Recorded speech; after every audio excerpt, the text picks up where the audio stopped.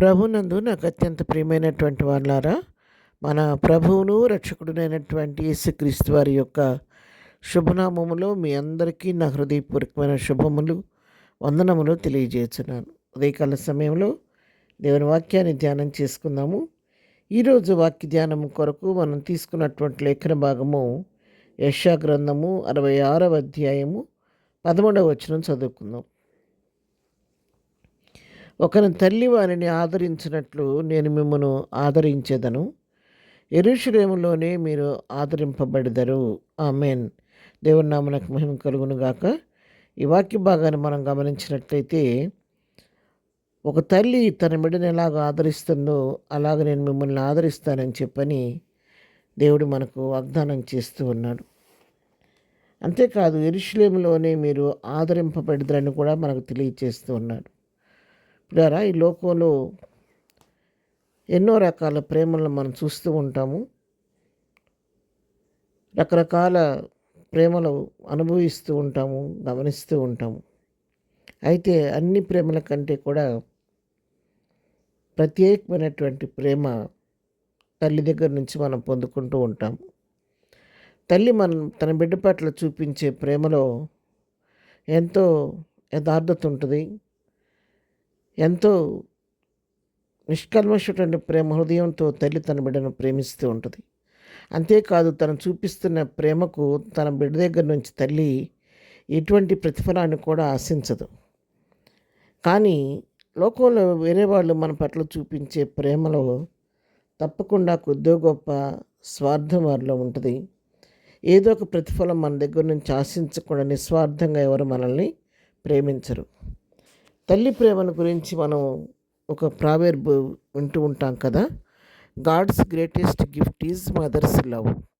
దేవుడు ప్రతి వారికి ఇచ్చినటువంటి గొప్ప బహుమానం ఏంటంటే తల్లి ప్రేమ. ఈ లోకంలో ఎన్నో రకాల బహుమానాలు ఉన్నాయి, కానీ వెలకట్టలేని బహుమానం ప్రభు ప్రతి వారికి ఇచ్చింది ఏంటంటే తల్లి ప్రేమ. అవును, తల్లి ప్రేమను దేనితోనూ మనం వెలకట్టలేము ప్రియులారా. తల్లి చూపించే ప్రేమ ఈ లోకంలో మనం ఎక్కడ పొందుకోలేము. పొరపాటున తల్లి కనుక లేకపోతే ఆ తల్లి స్థానంలో ఎవరిని కూడా మనం ఊహించుకోలేము. ఏ వ్యక్తి కూడా తల్లి యొక్క స్థానాన్ని భర్తీ చేయలేరు. No one replace mother's place, తెలుసా? కాబట్టి తల్లి ఒక ప్రత్యేకమైన స్థానం మన జీవితంలో కలిగి ఉంటుంది. కాబట్టి అటువంటి తల్లి విషయంలో మనం ఎంతో శ్రద్ధ కలిగి వారిని ప్రేమించేవారిగా, గౌరవించేవారిగా ఉండాలి. ఇక్కడ ప్రభు అంటున్నాడు, తల్లి తన బిడ్డను ఏ విధంగా హృదయపూర్వకంగా ప్రేమిస్తూ ఆ విధంగా నేను మిమ్మల్ని ఆదరిస్తారని, ఒక తల్లిలాగా ఆదరిస్తారని దేవుడు మనకు వాగ్దానం చేస్తూ ఉన్నాడు. యెరూషలేములోనే మీరు ఆదరింపబడతారని తెలియజేస్తున్నాడు. యెరూషలేము అంటే దేవుని సంఘానికి సాదృశ్యంగా ఉంది. దేవుని సంఘంలో మరి పరిశుద్ధుల ద్వారా మీ అవసరాలను తీరుస్తూ ఒక తల్లి వలె నేను మిమ్మల్ని ఆదరిస్తానని చెప్పి దేవుని వాక్యం సెలవిస్తుంది.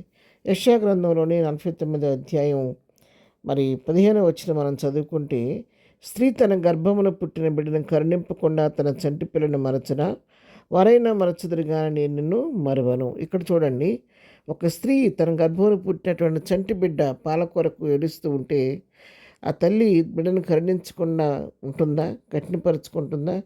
కానీ ఒకవేళ తల్లి అయినా తన హృదయాన్ని కఠినపరుచుకొని మరవచ్చు, కానీ నేను మాత్రం మరవనని చెప్పని దేవుని వాక్యం సెలవిస్తుంది.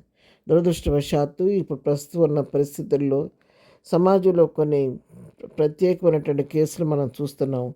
కన్న తల్లి కూడా నిర్దాక్షిణ్యంగా తన బిడ్డను విడిచిపెట్టే పరిస్థితిని మనం చూస్తూ ఉన్నాం. కారణం ఏదన్నా కావచ్చు, కానీ నిర్దాక్షిణ్యంగా కడుపును పుట్టిన బిడ్డను వదిలేసి చెత్తకుండీల్లో పడేసి వెళ్ళిపోతున్నారు. కానీ వారైనా మరచుదు, కానీ మరవనని దేవుని వాక్యం సెలవిస్తుంది.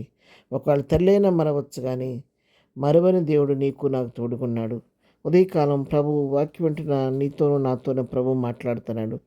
ఉదయకాలం ఏ పరిస్థితిలో ఉన్నావు, ఏ శోధనలో ఉన్నావు, ఏ వేదనలో ఉన్నావు, ఏ బాధలో ఉన్నావో, ఏ ఆదరణ లేక కొట్టబడుతున్నావో తెలియదు, కానీ ఒక తల్లిలాగా నిన్ను ఆదరిస్తానని చెప్పి ప్రభు నిన్ను పిలుస్తుండగా ప్రభు యొక్క ప్రేమ కౌగిల్లో చేరి, ఆయన ప్రేమ కౌగిల్లో సేద్దీరి ప్రభు ఇచ్చే గొప్ప ఆదరణ పొందుకుందాం.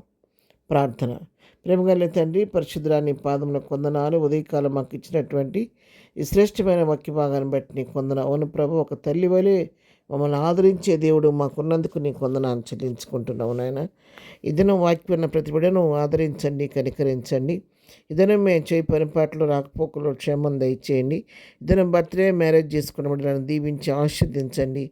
ప్రతి వారి పట్ల నీ కృప విస్తరింపచేయమని యేసు నామములో ప్రార్థించడి ఈ పొందుకొని ఉన్నాము తండ్రి. ఆమెన్. ప్రభు కృప సదాకాలం మనందరికీ తోడై నడిపించును గాక. ఆమెన్.